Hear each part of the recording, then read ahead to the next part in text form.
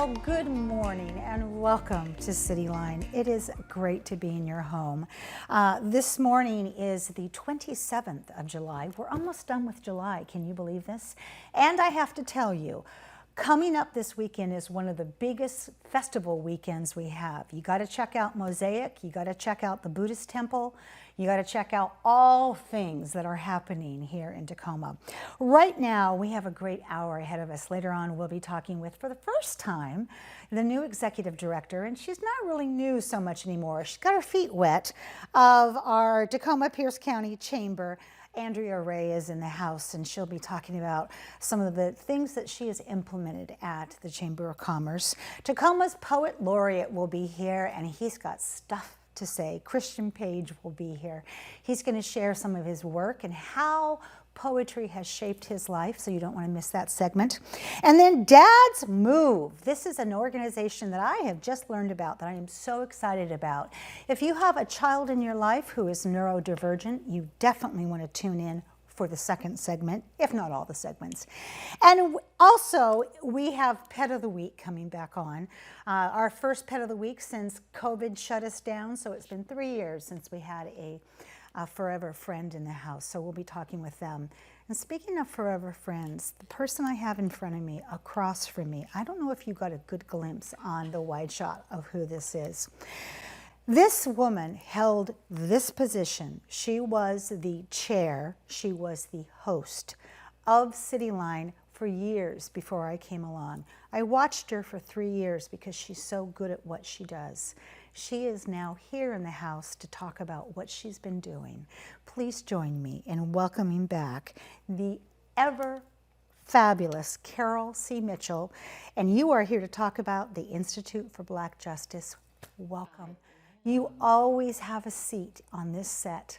It's nice to be over on this side, to have this nice big couch all to myself. Oh, Carol I'm tempted Mitchell. to put my feet up and just lie down and get comfortable. Because it's a good couch. It's a very We got rid of those orange chairs that used to vex you and I all the time. Chairs. Yeah, those ones that we would stick our foot out when people would swivel in because they were nervous. We would stop the swiveling of the orange chair. Because the cameras were like seasick on the set. I know. Carol. I know. It's good to be here with you, sister. It's good to have you here. Oh, you called me sister friend, which is a beautiful thing for a black woman to call a white woman. Thank you very much for that. I'll take it.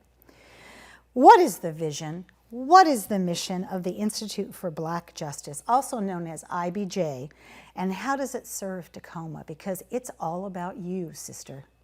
Well, first of all, thank you. You're welcome. For giving me what I consider a privilege. Whenever I have a microphone these days, I count it as a gift and a privilege to be able to share the work that this amazing group of people that I've been fortunate to be surrounded by, that we've created and nurtured. First of all, we birthed it. Yes, you did. During COVID, right? During the pandemic, we got pregnant.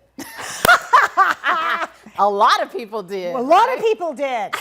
But we got pregnant with this beautiful vision of what the world could be like if we filled some of the gaps that became visible to me over my career as a lawyer, as a human resources person, as a TV host. Yeah. Connector. All my iterations, right? These themes emerged as I would go about my world, themes of poverty, themes of child abuse and neglect, themes of behavioral health, of incarceration, of family disintegration. And one of the opportunities I had working at Pierce County was to be able to be up close and personal to see the intersectionality of all of that. Oh, yes. And working with a group of community citizens like Eve Bowen and Sally Perkins. I love Sally and a whole Perkins group and of Eve judges. Of course you do, because you know those women are warriors. They are divine, God-sent human beings, right? Because they tell you the hard, cold truth of a matter. They challenge you to do something about it. And Eve Bowen and Sally Perkins were my doulas for this vision of Institute for Black Justice. During the pandemic, we said we have to do something about it. We see the issue, we see the gaps. I couldn't just stand around and act like I didn't notice. Pardon the pun. You couldn't just roll over and go to sleep, some people. Frankly, I have been so fortunate and so blessed to be given education and opportunity. I was born at a time when I got through that window of affirmative action, those doors that are now closing for Black and brown folks. Sadly. I got in there, right? I got my degrees and all of that.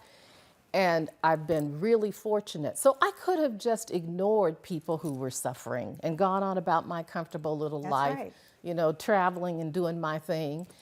But I could not do it. One, my own family, I have lost 3 brothers, all 3 of whom died prematurely. Why? Lack of access to quality health care. 2, lack of access to behavioral health treatment. 3, poverty. 4, lack of housing. Can I just say it? All the institutional racism. It's all the institutional stuff. Isms. That the city wrestles with every day. And so I thought to myself, where much is given, much is required. That's one of you have to. That's one of my favorite sayings. Yeah. That's it. You cannot be selfish about it and just say, well, it doesn't impact me personally. If you live in a community, if one member of our community is living in a tent, all of us are impacted by that. Be the change you want to see. Yeah, we can't just walk by and ignore it. And I challenged lawyers back in November to come out of those nice glass houses and get upfront and personal. And what was their response? Some of them actually did something, started to do more pro bono service, started to get themselves engaged with issues of houselessness and incarceration. The Lori Davenports and the Marks of the world. Yeah, yes. Yeah, you'll see some photos of some community collaboration. Let's put some up there. We got some photos coming up. So I'm going to talk about, you mentioned these great gaps that you're filling. And it amazes me that, number one, you are the first person who I have heard who has done something about this. And then secondly, these problems have been going on forever. So to get some wiggle room to break the barnacles free and to start getting the ball rolling is long, long past due. So tell us about Chimes Family. I want to hear about that program as they show photos. Yeah. Oh, well, again, we started with a vision of doing something very intentional about things like child welfare advocacy. Too many Black and brown families are in the child welfare system. They're overrepresented. They stay there too long. And so we launched this Chimes Family Advocacy Program. It has 3 components. One, the prevention program that works with 18 to 35-year-old young parents with babies under 13 months. The Perigee Fund helps us, Bamford. I always want to say the Bamford Foundation. The Bamford Foundation, Inatai, they all help us launch this program so that we can keep Black and brown families out of that system. Oh, and there's Holly Bamford. There's Holly right Bamford there. and Jay Thomas. Jay Thomas, we love him. Ruth Tollefson and Lee Warnick from Southern Poverty. That's right. They are part of our support system. We collaborate with them, and they were at this most recent Freedom Summer Symposium where we talked about wealth building, getting the bag. This is a photograph of our Let the Queens Talk event, where we just listened to Black women talking about what they want and what they need as leaders. It was powerful. This is where we spoke truth to power. Yes. Talking about the injustice in the civil justice system. And incredible. So we've been You've been incredibly busy so doing this work. I'm going to make you promise because you have to come back on because we've only just scraped the iceberg of success here. And you know what I'm talking about. You got this much above water, but the rest is below. And we have to Yes. talk about this. So I want you to come back on because I have so much more to talk to you about. So I'm just begging for once a quarter to have you on the comfy couch. Girl, I don't know about once a quarter, but Oh, don't make me chase you because you know I will. you probably I would will. track me Yes. down. Carol Mitchell, thank you for being here and for doing what you said you were going to do, for standing in the solution, for not getting tired and not giving up.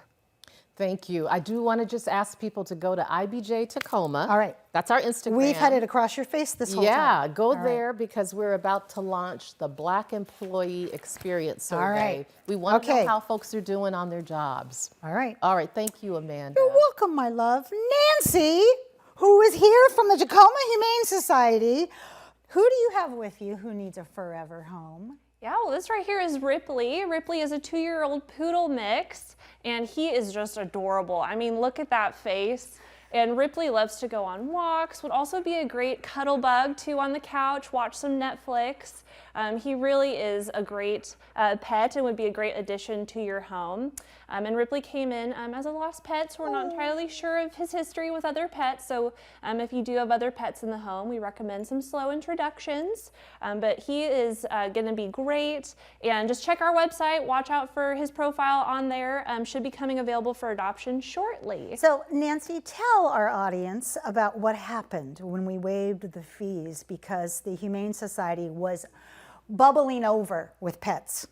Yes, we put a call out for help to the community and the community answered, that's for sure. We adopted out 287 shelter pets in a week. That's the most in 135 years Yes. of the history of this organization. That is record setting for us, Well, definitely. congratulations. So we're just so thankful to the community. All right, so Ripley needs a forever home. I could kiss that snout forever because I am such a dog lover. And would you recommend that Ripley be the only animal in the house? Not necessarily, we're not entirely sure of the history, but so far what we've seen with Ripley around other dogs, for sure we would just recommend some slow introductions and our staff can help any adopter of Ripley help make those introductions. I love that. Thank you so much, and we'll see you next week with another Pet of the Week. Carol Mitchell, you are gorgeous. I'll see you soon. All right, we're going to do some musical chairs, and when we come back in the house, we will have, of course, Bing, Dad Moves. Do you want to miss that? We'll be right back.